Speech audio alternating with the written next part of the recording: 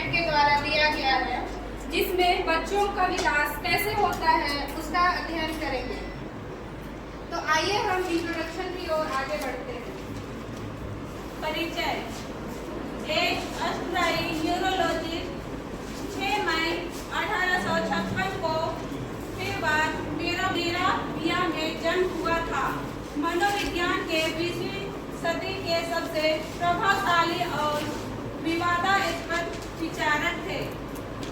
अक्सर मनोविज्ञान के जनक के रूप में जाना जाता है। 1885 में वियना विश्वविद्यालय में तंत्रिका रोगों पर व्याख्याता के रूप में नियुक्त किया गया था। 23 सितंबर 1939 को इंग्लैंड में निधन हो गया था।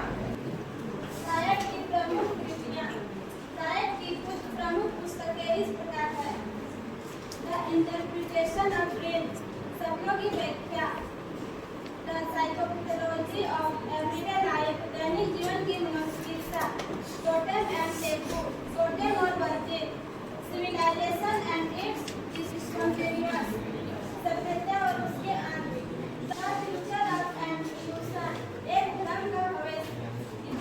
ये 1993 में।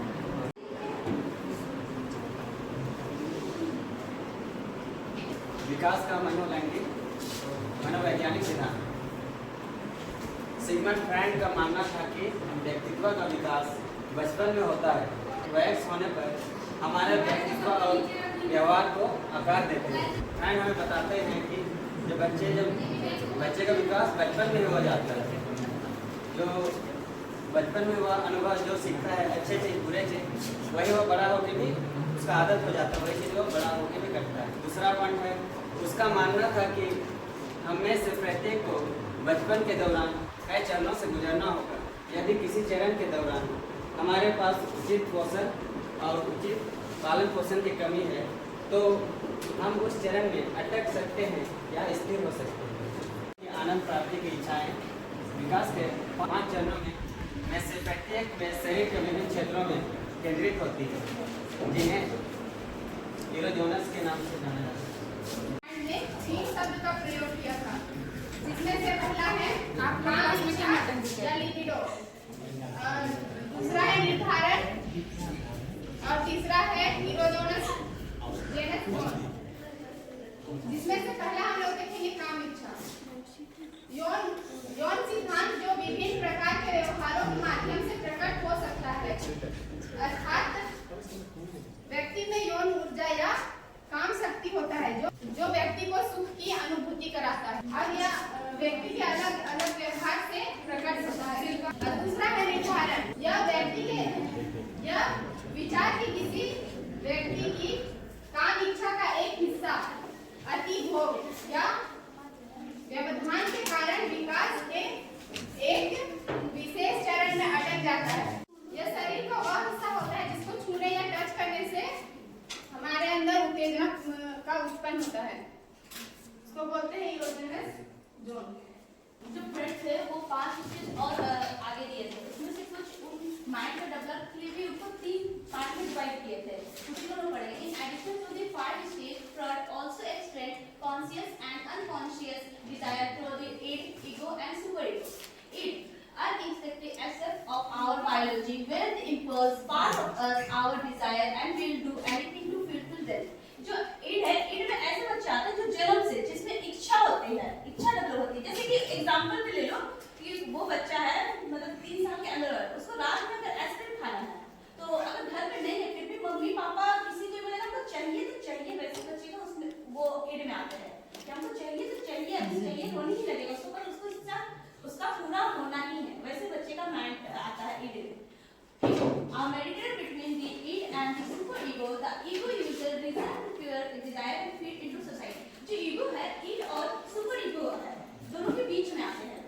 जैसे ego हो गया, जैसे कि कुछ इच्छा है, जैसे अगर उसको चाहिए, अगर मिलेगा तो खाएंगे, नहीं मिलेगा तो नहीं खाएंगे, वैसा होता है। जैसे उसको आइसक्रीम चाहिए, अगर है तो खाएंगे, नहीं है तो नहीं खाएंगे, चाहे नहीं मिले नहीं, पर अपना इच्छा को दबा के रखता है, बैलेंस करके रखता है। आता है the moral high ground incorporating learned behavior from the caretakers and society note this over balance the performance of the ego and enhance the quality nature of the id। इसमें ऐसे आते हैं जैसे बैलेंस करके चलते हैं ईगो और the ID और सुपर ईगो, तो ईड और सुपर ईगो ईगो आते हैं ना लोगों के बीच में। और ये सुपर ईगो ना वैसे है कि जैसे कि अभी रात हुआ, रात में आइसक्रीम कहाँ से मिलेगा, अपने को बैलेंस करके चलते हैं कि अगर अभी हम खाएंगे तो घर में क्या बोला जाएगा, डांट मिलेगा, बीमार हो जाएंगे, तो इस तरह के वो अपने आप को बैलेंस करते हैं। बैठ जाएगा, सो जाएगा जमीन में, चाहिए तो चाहिए। और ईगो में मैं भी क्या मतलब कम कर लेगा, हाँ मिलेगा तो चाहिए, नहीं मिलेगा मम्मी मना कर रही है, वैसा नहीं होगा, ऐसा ऐसे उसके। और सुपर ईगो में वो खुद समझदार होता है कि अभी अगर नहीं ले पा रही क्यों नहीं पा रही है। ह्यूमन माइंड को 3 लेवल में बांटा था, मतलब कि ह्यूमन माइंड को एक आइसबर्ग से कंपेयर किया था। और उसमें से 3 लेवल ये है, conscious mind, pre conscious mind और unconscious mind. Sigmund conscious mind को मतलब ऐसे एक्सप्लेन किया था कि उस तरह के माइंड जो लॉजिकली थिंक करता है, इंटेलेक्चुअल इंटेलिजेंस वो यूज करता है। जैसे कि 3 × 2 को अगर उसको सोल्व करना हो तो अपने दिमाग से करता है। बाकी का पार्ट तो वो नहीं ना बताता, सबके सामने खोल के नहीं डालता है। वो अगर चाहेगा तो अपने आप को व्यक्त कर सकता है, लेकिन दूसरों के सामने वो इतना ही भाग को व्यक्त कर पाता है। ये इतना पार्ट वो अपने अंदर ही रख लेता है। उन्होंने ये कहा था कॉन्शियस माइंड में, मतलब एग्जांपल जो दिए थे ना 3 × 2 इंटेलेक्चुअल इंटेलिजेंस को यूज करता है इसमें अनकॉन्शियस माइंड में। ये हो गया क्लियर। और प्री कॉन्शियस माइंड में वो कहा था कि एक साथ 2 काम वो करता है। जैसे कोई हम लोग भी करते हैं, जैसे टीचर प्रेजेंट रहता है तो अपने बगल वाले बैठे हुए दोस्त को कुछ चीज अगर हम लोग का दिमाग में आ जाता है तो टीचर है हम लोग को पता है, लेकिन वो बात हम लोग अभी ही बताना चाहते हैं। ये होता है ना, बाद में नहीं बताएंगे। जब हम लोग को मतलब अभी मेरे माइंड में आया तो हम उसको अभी ही बताएंगे। और ये बताते भी हैं बगल वाले और टीचर को भी हम लोग सुनते हैं। 2 काम हुआ, वो ये यहाँ बताना चाहा। और अनकॉन्शियस माइंड में बोला कि वो चाइल्डहुड के 5 स्टेजेस को बता रहे हैं ना, तो बचपन में जब वो अर्ली स्टेजेस में रहता है तो उनके साथ बहुत सारी चीज घटनाएं होती रहती है। तो उनका कहना था कि उनके जीवन में या अच्छा चीज या बुरा चीज, वो प्लेजेंट रहे या अनप्लेजेंट रहे या बुरा फीलिंग्स रहे या इमोशंस, थॉट्स, फीलिंग्स, जितना भी उसका फीलिंग्स है, वो चीज उनको आगे जाके अडल्टहुड में इन्फ्लुएंस करती है। वही बताना चाह रहे थे। फ्राइड के 5 चरण। तो ये 5 चरण में पहला हम लोग देखेंगे ओरल स्टेज। ओरल स्टेज में जन्म से 1 साल के बीच के बच्चे को लिया गया है। दूसरा स्टेज है एनल स्टेज, जिसमें 1 से 3 साल के बच्चे को लिया गया है। तीसरा स्टेज है फैलिक स्टेज, जिसमें 3 से 6 साल के बच्चे को लिया गया है। चौथा है लेटेंसी स्टेज, जिसमें 6 से पबर्टी मतलब यौवन तक लोगों को लिया गया है। 5वां स्टेज है genital stage, puberty to death मतलब यौवन से मृत्यु तक लोगों को लिया गया है। 5वां स्टेज बताए गए, उसमें सबसे फर्स्ट स्टेज है ओरल स्टेज, मौखिक चरण। आयु सीमा 1 वर्ष, इसमें बच्चे की आयु 1 वर्ष होती है, जन्म से 1 वर्ष तक होती है। मनोवैज्ञानिक विकास के पहले चरण में कामेच्छा शिशु के मुंह में होती है। बच्चे को कामेच्छा और इस प्रकार की आईडी की मांग को पूरा करने के लिए सभी प्रकार की चीजें मुंह में डालने से बहुत संतुष्टि मिलती है। मनोवैज्ञानिक फ्राइड का कहना था कि सबसे पहले बच्चे की कामेच्छा शिशु की मुंह से होती है।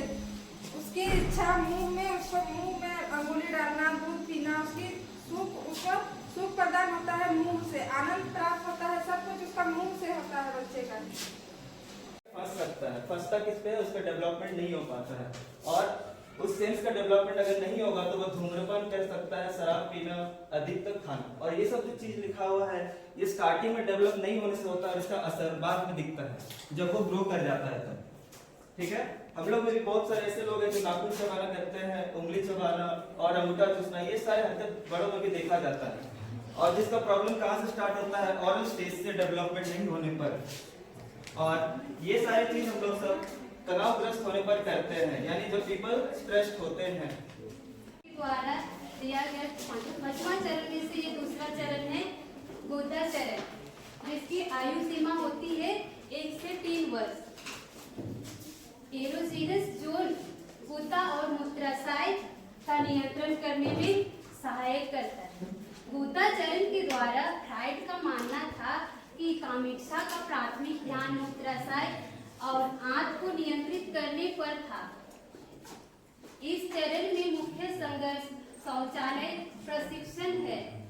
बच्चे को अपनी शारीरिक आवश्यकताओं को नियंत्रित करना सीखना होगा। इसमें सबसे पहले बच्चे को 1 से 3 वर्ष में बच्चे बोलना पूरी तरह सीख जाता है। उस समय मतलब वो जब वो लोग को पोटी या सुसु लगता है तो वो बोलने लगता है, अपने मम्मी पापा या घर के किसी भी सदस्य को बताने लगते हैं कि हमको अभी लग रहा है, तो वो सही जगह ले जाते हैं।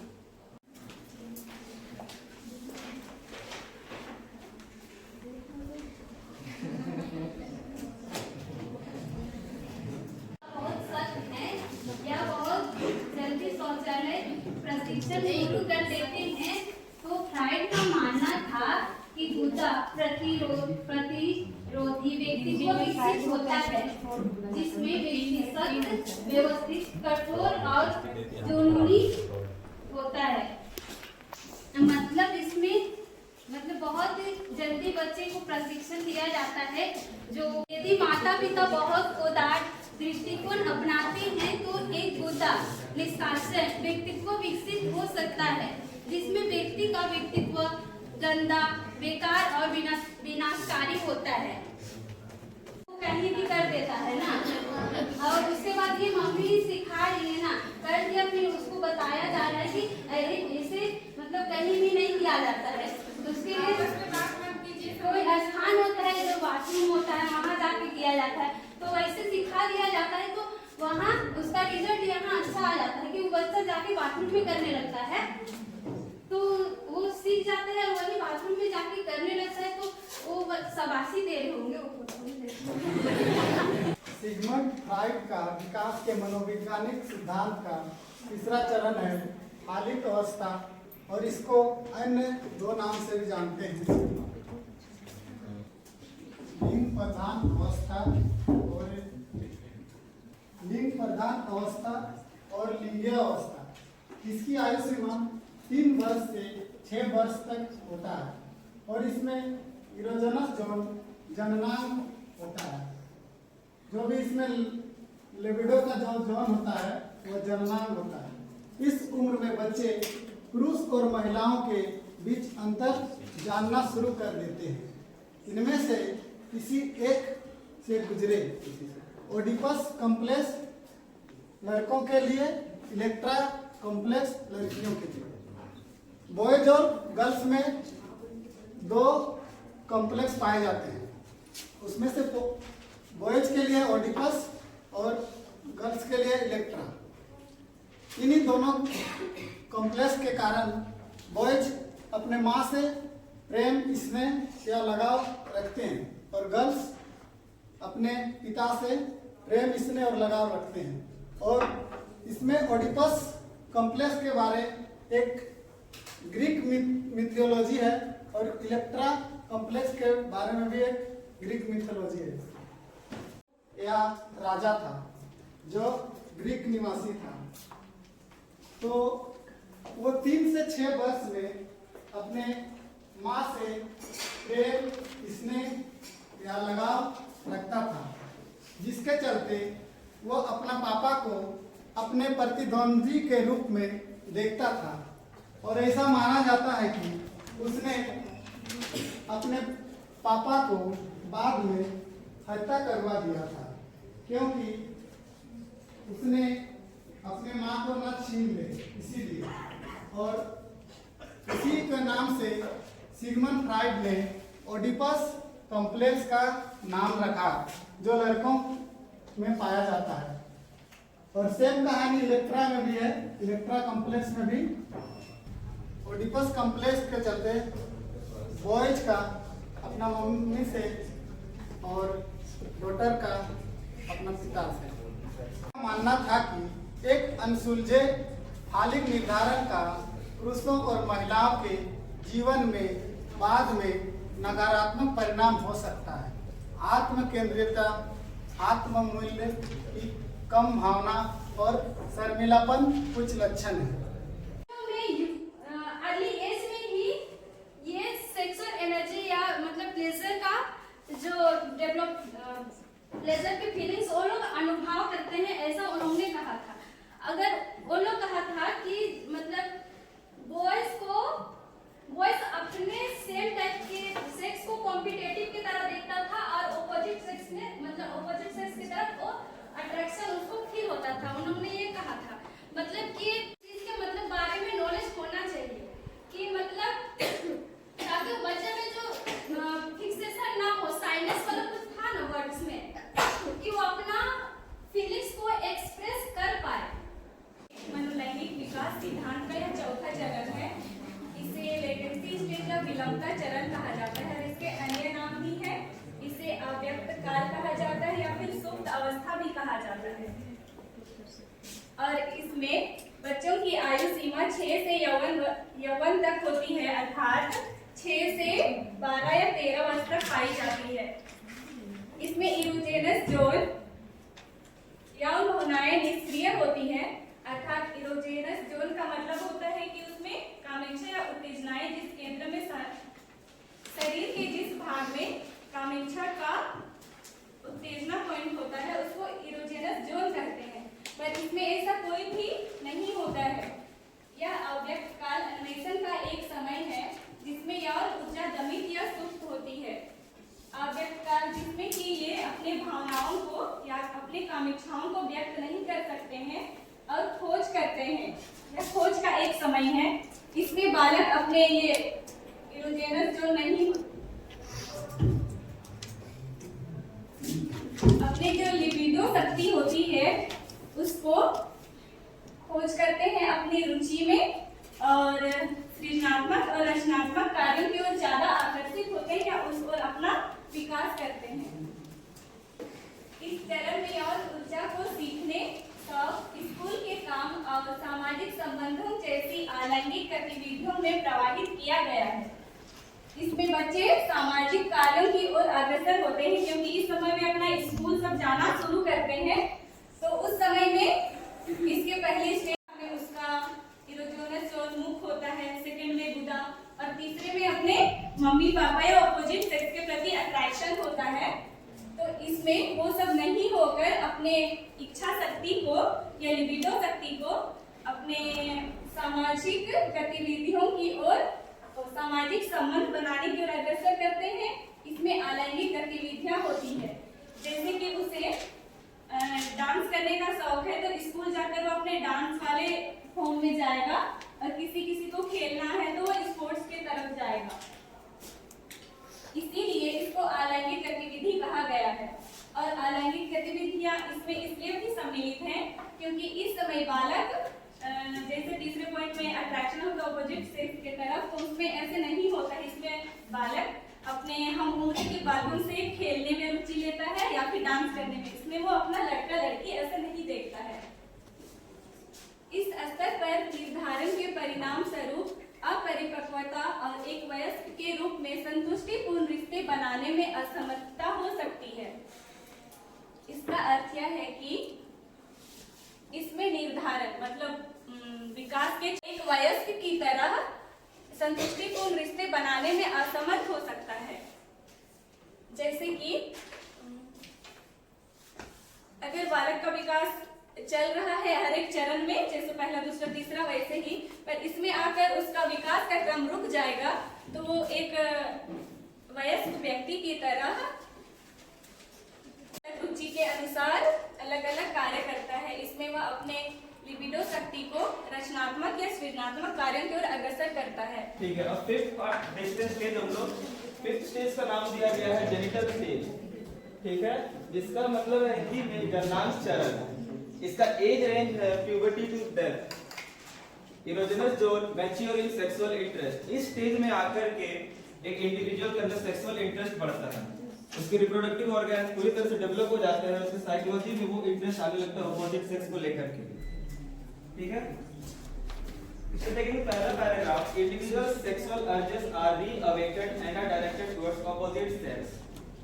चौथा स्टेज में देखे थे कि उसका जो सेक्सुअल अर्ज रहता है, सेक्सुअल इंटरेस्ट रहता है, वो दब जाता है। ठीक है, वो सामाजिक कार्यों में और कुछ सेम सेक्स के वाले एक्टिविटी में ज्यादा परफॉर्म करता है। इस स्टेज में आने के बाद उसका जो इच्छा रहता है सेक्सुअल एक्टिविटी की तरफ, वो फिर से जागृत होता है और अपोजिट सेक्स की तरफ होता है। जैसे यहाँ पे देखेंगे, unlike the phallic stage, the sexuality at the genital stage is consensual. और एक चीज, फैलिक स्टेज में उतना कोई ध्यान नहीं देता है कि कौन लड़का है कौन लड़की, सब लोग एक ही एक्टिविटीज पे काम करते हैं। ठीक है, और यहाँ पे जो सेक्सुअलिटी के ऊपर अगर उनको एक्टिविटी परफॉर्म करना है तो म्यूचुअल अंडरस्टैंडिंग के साथ होता है। यहाँ पे कोई अकेला वन साइडेड नहीं रहता है, जब तक दोनों साइड का सहमति नहीं रहता है तो वो लोग सेक्सुअल इंटरेस्ट नहीं लेते हैं, अट्रैक्शन नहीं ले पाते हैं अपने एक दूसरे के साथ। और देखेंगे कि इससे प्रीवियस अर्लियर स्टेजेस में जिनका भी साइकोलॉजिकल डेवलपमेंट अच्छे से हुआ है, वो लोग well adjusted, carrying and secure individuals होते हैं। तो आप जब भी देखिएगा कि प्यूबर्टी और डेथ वाले किन्हीं का इस तरीके से डेवलपमेंट नहीं हुआ हो प्रॉपर हर एक स्टेज में, अगर बचपन किसी स्टेज में अटक गए थे उनका डेवलपमेंट, तो वो बड़े होकर के वेल एडजस्टेड नहीं हो सकते हैं, उनके अंदर केयर करने का भावना नहीं आएगा और वो एक तरीके से खुद को इनसिक्योर महसूस करेंगे। तो इस स्टेज में आकर के जिनका भी रिलेशनशिप रहता है, अगर उनका डेवलपमेंट अच्छे से हो पाया तो उनका सक्सेसफुल रहता है और अच्छा चलता है। और जिनका किसी भी स्टेज में अटक चुका रहता है तो अब सामने वाले का फीलिंग्स, उनका बिहेवियर नहीं समझ पाते हैं, तो जिसके जरिए ब्रेकअप होता है। आप एग्जांपल के तौर पर देख सकते हैं, जो भी कपल्स बने हैं, अगर दोनों इंडिविजुअल्स का डेवलपमेंट अच्छे से हुआ है हर एक स्टेज में, किसी में अटका नहीं है, तो वो लोग का रिलेशनशिप सफल रहता है। ठीक है, वो लोग भावनाएं समझ सकते हैं, एक दूसरे को अच्छे से एक्सप्रेस कर पाते हैं, केयर दिखा पाते हैं। आगे देखते हैं, अगर किसी का डेवलपमेंट किसी स्टेज में अटक जाता है तो उनका साइकोलॉजी उस जगह पे अटक जाएगा, वो उस तरीके से नहीं सोच पाएंगे और ना समझ पाएंगे, जिसके चलते ये सब होता है। ठीक है, हाँ लड़ाई झगड़ा होगा, मतभेद होगा, एक दूसरे का फीलिंग्स को नहीं समझ पाएंगे। तो ये सब क्यों होगा? अगर किसी स्टेज पे उनका डेवलपमेंट रुक जाता है साइकोलॉजिकली। तो जो पांचों एक्सप्लेनेशन दिया गया पांचों स्टेजेस के बारे, ये प्राइड के द्वारा है, प्राइड के पॉइंट ऑफ व्यू से है। ठीक है, तो जितना कुछ भी आप लोग समझे होंगे हर एक स्टेज का, वो प्राइड का साइकोलॉजी उनके तरफ से, उनके पॉइंट ऑफ व्यू से है। आगे देखते हैं, यहाँ पे एक ओवरऑल पिक्चर बना हुआ है प्राइड का साइकोसेक्सुअल थ्योरी का। आप देखेंगे यहाँ पे ओरल स्टेज दिया हुआ है, यहाँ पे ओरल स्टेज के बारे में बताया गया है कि उसका सेंसेशन माउथ पे रहता है। एनल स्टेज, जो वो एनल उसके जो रहते हैं एनल और ब्लैडर का, उसका कंट्रोल के ऊपर रहता है। तीसरा है फैलिक स्टेज, जो उसका जो रिप्रोडक्टिव ऑर्गन्स होता है उसको पहले आइडेंटिफाई करता है, नोटिस पे लाता है कि हाँ कि ये लड़का लोग का है, ये लड़की लोग का, ऐसे डिफरेंशिएट कर पाता है वो। उसके बाद लैटेंट स्टेज में देखेंगे तो वो सेम सेक्स वाला एक्टिविटी करता है, जो भी एक्टिविटी रहेगा उसमें सेम सेक्स वाला होगा। और इसके बाद आएगा ये चीज ज्यादा हार्ड नहीं है, सबसे हम लोग अभी गुजर भी रहे हैं, किसी का चल भी रहा है, तो ठीक है। मनोवैज्ञानिक विकास की आलोचनाएं। Freud's theory is difficult to test scientifically. Concepts such as the libido are impossible to measure and therefore cannot be tested. इसमें बतलाया गया है कि फ्राइड्स की थ्योरी बहुत ही डिफिकल्ट रही है और इसको अगर हम साइंटिफिकली रिसर्च करना चाहें तो फिर उसको मेजर नहीं करा जा सकता है। और इसमें जो लिबिडो है, जो कि एक सेक्सुअल एनर्जी है या इसको उत्तेजना बोल सकते हैं, इसको भी किसी भी इंडिविजुअल पर्सन में मेजर नहीं करा जा सकता है। इसमें फ्राइड फॉरगॉटन कल्चर कंसिडरेशन, इसमें जो कल्चर है, फ्राइड ने अपने थ्योरी साइकोसेक्सुअल जो थ्योरी दी है उस पर उन्होंने कल्चर पर कोई बात नहीं की है, उन्होंने इसको बिल्कुल ही इग्नोर कर दिया है। थर्ड पॉइंट है, Freud's theory is based upon case studies and not empirical research. Fried की जो थ्योरी थी